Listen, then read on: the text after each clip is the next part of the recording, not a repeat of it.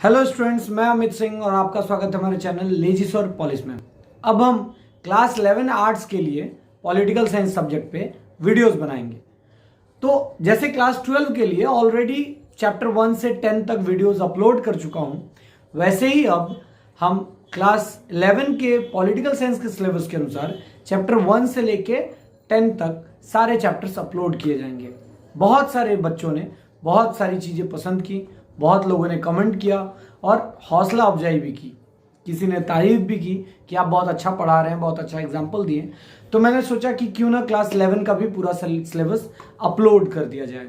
तो चलो, मैं इस बार पॉलिटिकल साइंस में चैप्टर 1 से स्टार्ट नहीं करूंगा, चैप्टर 2 से स्टार्ट करूंगा, क्योंकि ये समझाने के लिए कि चैप्टर 1 में क्या है। तो चलो स्टार्ट करते हैं दूसरे चैप्टर से, जिसका नाम है स्टेट, मतलब राज्य।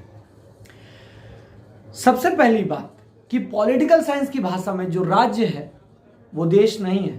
हम आम चाल की भाषा में जानते हैं कि भारत एक देश है, लेकिन पॉलिटिकल साइंस की भाषा कहती है कि भारत एक राज्य है। अब अगर पॉलिटिकल साइंस ऐसा कहता है तो उसके पीछे तर्क भी देता है। राज्य की उत्पत्ति ज्यादातर ग्रीक में देखने को मिला है, मतलब ग्रीस में देखने को मिला है। पहले के समय में ग्रीस में छोटे छोटे नगर राज्य हुआ करते थे, जिनका नाम सिविटस या पॉलिस कहे जाते थे। तो सिविटस जो छोटे नगर राज्य होते थे उन्हें ही राज्य कहा जाता था। पॉलिटिकल साइंस कहता है कि भारत एक राज्य है, जैसे हम आम भाषा में जानते हैं कि भारत एक देश है। पॉलिटिकल साइंस कहता है कि जिन जगहों के पास 4 चीजें होंगी वो राज्य हैं। जैसे ये राज्य का कंसेप्ट बहुत पुराना है। ग्रीस में बहुत पहले के समय में छोटे छोटे नगर राज्य हुआ करते थे, जिसे सिविटस और पोलिस कहते थे। ये राज्य का कंसेप्ट वहां से शुरू हुआ। जैसे भारत आज जितना विशाल आपको दिख रहा है, कन्याकुमारी से लेकर कश्मीर तक और गुजरात से लेकर आंध्र प्रदेश, आसाम तक, जितने दूर तक भारत फैला हुआ है, क्या एक दिन में भारत इतना बड़ा हो चुका था? नहीं। जब भारत की शुरुआत हुई होगी तो किसी गांव से हुई होगी, किसी जिले से, नगर से शुरू हुई होगी। ये जिला, गांव धीरे धीरे बड़ा हुआ और बड़ा हुआ, फिर ये आज भारत के रूप में है। तो पॉलिटिकल साइंस कहता है कि अमेरिका एक राज्य है, इंडिया एक राज्य है, बांग्लादेश एक राज्य है, पाकिस्तान एक राज्य है। मतलब पॉलिटिकल साइंस की भाषा में जो देश है वही राज्य है। मतलब America is a state, India is a state, Bangladesh is a state. ठीक। पॉलिटिकल साइंस कंट्री वर्ड नहीं यूज करता है, political science state word use करता है, इसीलिए कहता है अमेरिका इज अ स्टेट। अब India is a state, but West Bengal is not a state, West Bengal is a province. West Bengal एक क्षेत्र है, इंडिया एक बड़ा हिस्सा है जिसका एक छोटा सा भाग है वेस्ट बंगाल, क्योंकि वेस्ट बंगाल का सारा पावर जो है वो इंडिया के पास ही है। इसीलिए पॉलिटिकल साइंस की भाषा में वेस्ट बंगाल कोई राज्य नहीं है, कोई स्टेट नहीं है। हम आम भाषा में जानते हैं कि भारत में 28 राज्य हैं, 9 केंद्र शासित राज्य हैं, लेकिन पॉलिटिकल साइंस की भाषा में भारत को स्टेट कहा जाता है। अब सवाल ये उठता है कि क्या किसी भी जगह को राज्य कह देंगे तो इस हिसाब से पश्चिम बंगाल को भी राज्य कह दिया जाए? नहीं। पॉलिटिकल साइंस कहता है कि जिनके पास गार्नर के अनुसार गार्नर ये कहते हैं कि जिन भूभाग के पास ये 4 चीजें होंगी उसे राज्य कहेंगे या स्टेट कहेंगे। जैसे पॉपुलेशन, टेरिटरी, गवर्नमेंट और सॉवरेनिटी। अगर किसी के पास ये चारों चीजें मौजूद हैं तो उसे स्टेट कहेंगे, और अगर ये चारों में से किसी के पास एक भी नहीं है तो उसे स्टेट नहीं कहेंगे। चलें स्टार्ट करते हैं। पॉपुलेशन क्या होता है? पॉपुलेशन जनसंख्या हर देश की अलग अलग है। किसी देश की 6 करोड़ है, किसी देश की 60 करोड़ है, हमारी 130 करोड़ है। किसी देश का जो क्षेत्रफल है, मतलब टेरिटरी है, भूभाग है, किसी देश का भूभाग छोटा है, किसी देश का भूभाग बहुत बड़ा है। गवर्नमेंट, हमारे देश में भी गवर्नमेंट है। जैसे अभी जो गवर्नमेंट है उसका नाम है एनडीए गवर्नमेंट, उससे पहले थी यूपीए गवर्नमेंट। भारत को चलाने के लिए या किसी भी राज्य को चलाने के लिए एक सरकार की बहुत जरूरत होती है। तो ये 3 पॉइंट हुए, पॉपुलेशन, टेरिटरी और गवर्नमेंट। अब चौथे के बारे में बात करते हैं, सॉवरेनिटी। सॉवरेनिटी मतलब होता है संप्रभुता, मतलब सुप्रीम पावर। जैसे भारत के पास क्या 15 अगस्त 1947 से पहले सुप्रीम पावर था? नहीं था। भारत के पास 15 अगस्त 1947 से पहले कोई सुप्रीम पावर नहीं था। तो भारत कोई राज्य नहीं था, हम एक कॉलोनी थे, हम एक उपनिवेश थे अंग्रेजों के। हमें पूरा स्टेट, डोमिनियन स्टेट का जो हमें पावर चाहिए था, हम जो मांग कर रहे थे अंग्रेजों से, हमको स्वराज्य चाहिए, स्वराज्य, हमें स्वराज्य चाहिए। तो पॉलिटिकल साइंस की भाषा में country equals to state. Political science country को रिकॉग्नाइज नहीं करता है, स्टेट को रिकॉग्नाइज करता है। तो इंडिया को 15 अगस्त 1947 के बाद एज ए स्टेट रिकॉग्निशन मिली, क्योंकि उसके बाद ही हमें पहचान मिली कि हम एक राज्य हैं। तो उस दिन के बाद से भारत के पास पॉपुलेशन भी है, टेरिटरी भी है, गवर्नमेंट भी है और सॉवरेनिटी भी है। मतलब अगर ये 4 चीजें होंगी तभी किसी क्षेत्र को राज्य कहा जाएगा। अब बात करते हैं कि क्या पॉलिटिकल साइंस की भाषा में पश्चिम बंगाल राज्य है या नहीं है। पश्चिम बंगाल के पास जनसंख्या है, पश्चिम बंगाल के पास भूभाग है, पश्चिम बंगाल के पास सरकार है, ममता दीदी की सरकार है, जनसंख्या भी है और क्षेत्र भी है। लेकिन संप्रभुता पश्चिम बंगाल के पास नहीं है, क्योंकि संप्रभुता, सुप्रीम पावर, जो डिसीजन लेने वाला पावर है, वो इंडिया के पास है। और जो इंडिया का सेंट्रल गवर्नमेंट होता है वही उस सॉवरेनिटी को यूज करता है या एंजॉय करता है। तो इस हिसाब से वेस्ट बंगाल के गवर्नमेंट के पास पावर है, but within the province. तो West Bengal is a province of a state. India एक स्टेट है जिसका एक हिस्सा है वेस्ट बंगाल। तो वेस्ट बंगाल कोई राज्य नहीं है, वेस्ट बंगाल एक क्षेत्र है, प्रोविंस है। क्लियर? तो इसीलिए डिफरेंस करता है पॉलिटिकल साइंस। पॉलिटिकल साइंस कहता है कि India is a state, West Bengal is not a state, क्योंकि वेस्ट बंगाल के पास सॉवरेनिटी नहीं है।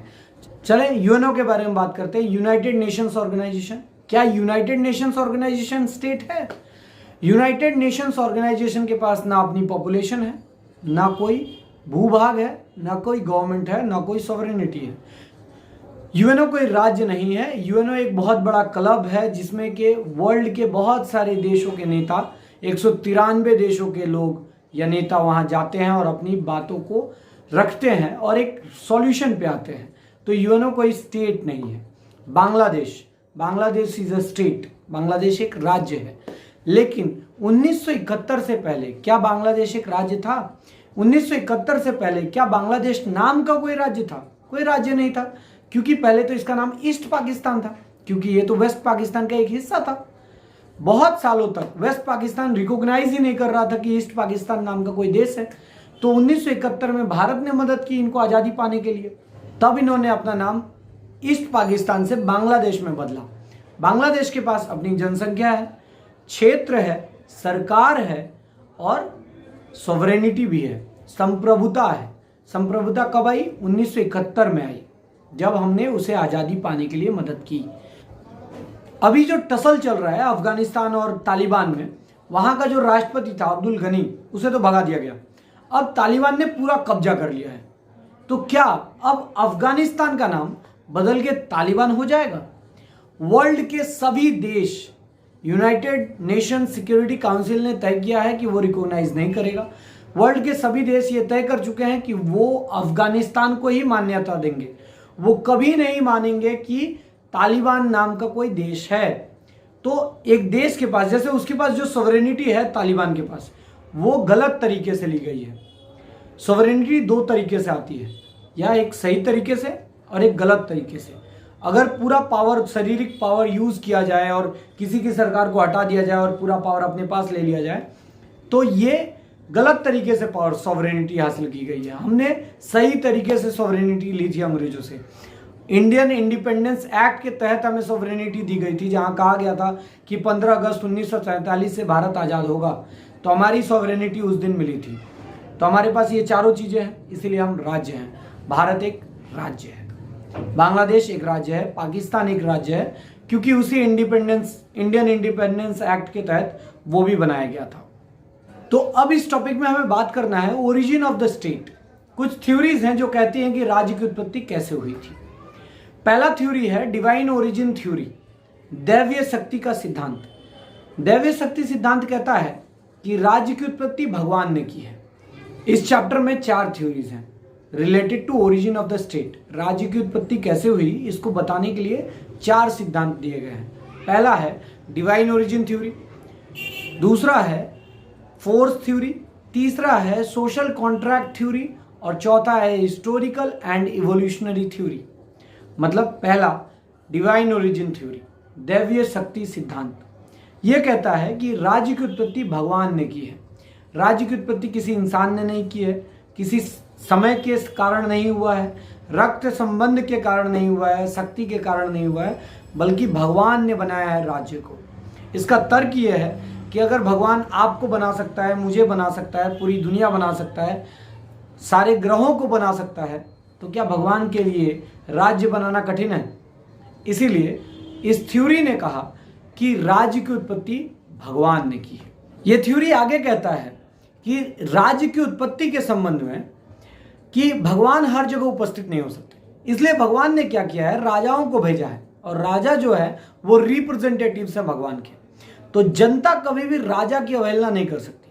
अगर राजा को क्रिटिसाइज करती है, इसका मतलब भगवान को क्रिटिसाइज करती है।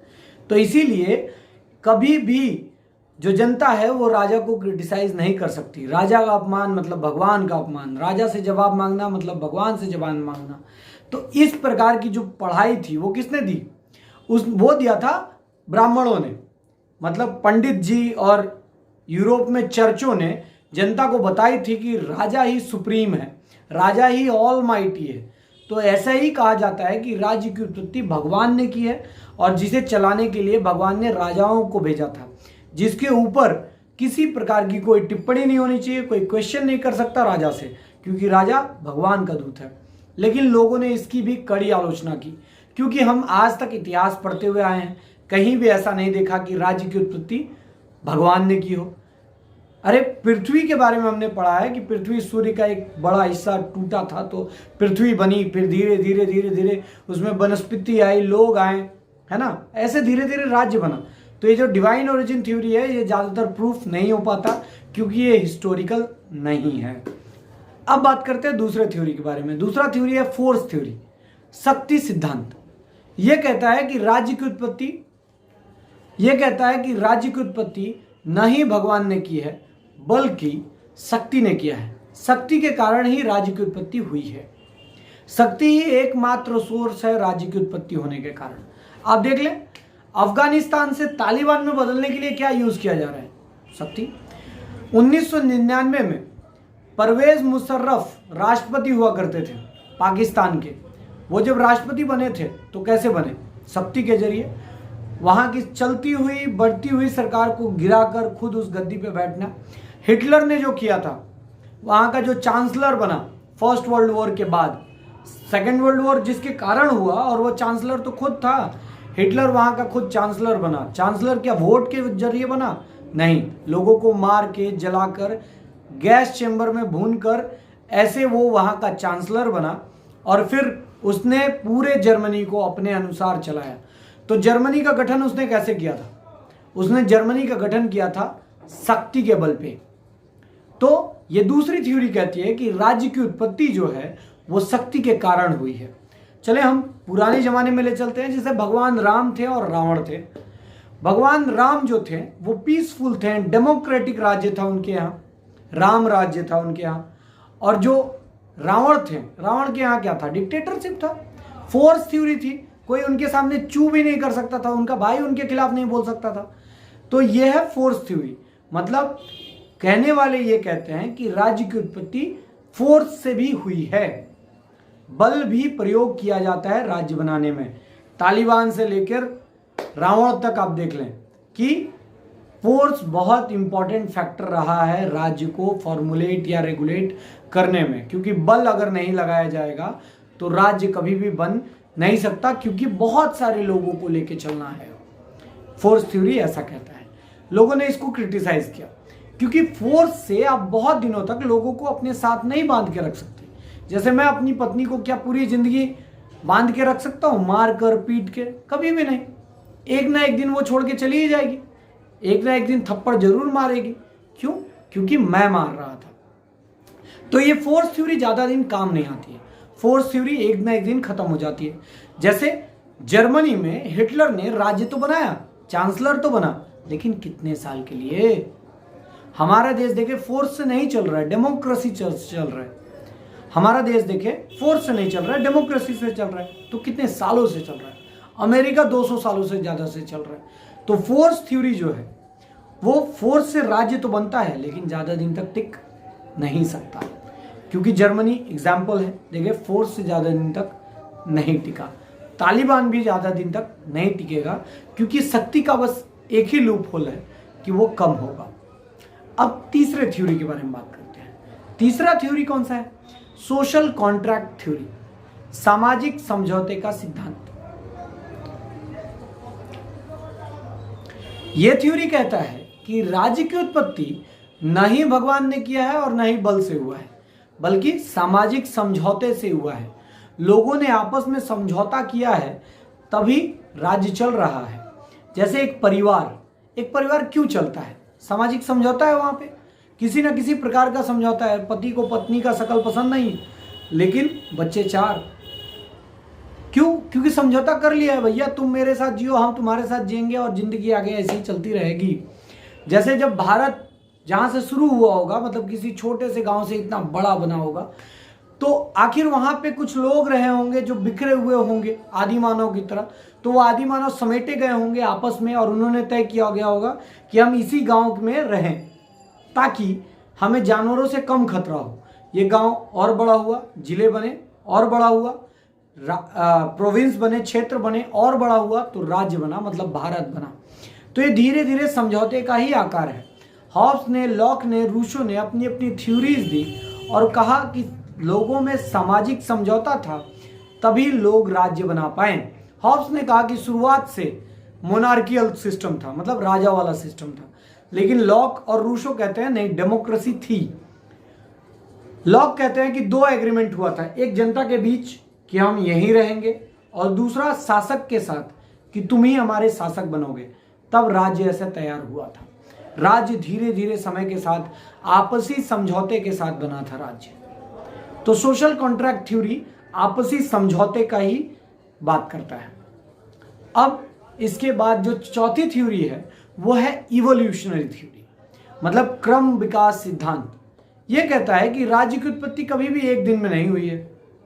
मतलब भगवान वाला फैक्टर हो सकता है, बल वाला फैक्टर हो सकता है, सामाजिक समझौते वाला फैक्टर हो सकता है, लेकिन इसके बावजूद भी अचानक एक दिन राज्य उत्पत्ति नहीं हो सकती। राज्य को उत्पत्ति होने में समय लगेगा, धीरे धीरे धीरे धीरे धीरे धीरे। जैसे हम पहले जानवर थे, इंसान पहले जानवर था, मतलब हमारे चारों तरफ रोए थे, है ना, ऐसा हम खुखार थे, तो आज हम मनुष्य सभ्य बन रहे हैं धीरे धीरे। वैसे ही राज्य भी धीरे धीरे तैयार हुआ है। राज्य अचानक एक दिन में बना नहीं है। जैसे राज्य के बनने के लिए बहुत चीजें फैक्टर हुई हैं, जैसे धर्म। आप देखें क्रिश्चियन कंट्रीज जो हैं, जो स्टेट्स हैं, क्रिश्चियन स्टेट्स, कंट्रीज नहीं यूज कर रहा हूं क्योंकि पॉलिटिकल साइंस में कंट्रीज का मतलब स्टेट है।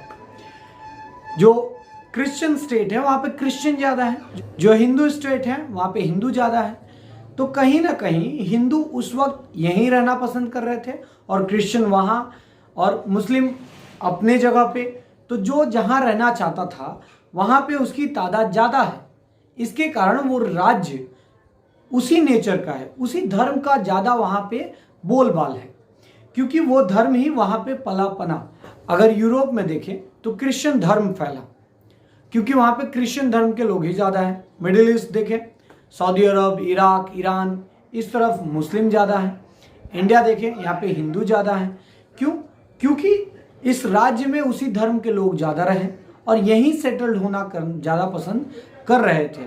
भाषा, धर्म, ये सभी अपने आप में फैक्टर्स हैं, जिसके कारण राज्य तैयार हुआ। तो राज्य में बल भी यूज हुआ, क्योंकि अगर बल ना यूज हो तो जनता भटक जाएगी। जनता जो है वो भेड़ की तरह है, उसको एक चरवाहा की जरूरत है जो लाइन में लेके आएगा। तो ये भेड़ भटक ना जाए, इसलिए बल की जरूरत है। सामाजिक समझौते का बहुत जरूरत है, क्योंकि आप देखो आपके नजदीकी पुलिस स्टेशन में 10 पुलिस वाले होंगे, लेकिन आप फिर भी डर जाते हैं। क्यों? क्योंकि आप मानते हैं कि भैया तुम आओ और हमको लाइन पे लेके आओ। हमसे लॉ एंड ऑर्डर मेंटेन कराओ, नहीं तो हम जानवर जैसे हैं, इसीलिए हम 10 लोगों से भी डर रहे हैं। ये समझौता है। अगर एक मोहल्ले में 1000 से ज़्यादा लोग रहते हैं, अगर वो एक एक थप्पड़ भी मारेंगे तो पुलिस वाले कुछ नहीं कर सकते। लेकिन हम ये बात मानते हैं कि सामाजिक समझौता होना चाहिए, तभी राज्य चल पाएगा। जैसे देखो, जहाँ पे सामाजिक समझौता नहीं था, अफगानिस्तान जैसे देश में, वहाँ राज्य नहीं चल रहा है, राज्य बैठ चुका है, क्योंकि ये तालिबानी कभी ना कभी स्टूडेंट हुआ करते थे। तो आपको अपने राज्य के प्रति रिस्पेक्ट रखना होगा, और ये राज्य एक दिन में नहीं बना होता है, राज्य धीरे धीरे बना होता है। तो चारों थ्योरी अपने आप में थोड़े थोड़े लूप होल्स के साथ हैं, थोड़े थोड़े आइडियाज दे देते हैं, और राज्य ऐसे ही कंप्लीट होता है। उम्मीद है आपको ये चैप्टर समझ आया हो और अच्छा लगा हो, और अगर अच्छा लगा तो अपने फ्रेंड्स के साथ भी शेयर करें, ताकि उन्हें भी नॉलेज मिले जो इजी है। पॉलिटिकल साइंस एक इंटरेस्टिंग सब्जेक्ट है। तो मिलते हैं पहले चैप्टर में। दूसरा चैप्टर इसलिए पहले पढ़ा दिया ताकि आपको पॉलिटिकल साइंस का थोड़ा आइडिया मिल जाए। अब पहले चैप्टर को पढ़ाना बहुत आसान होगा। Thank you.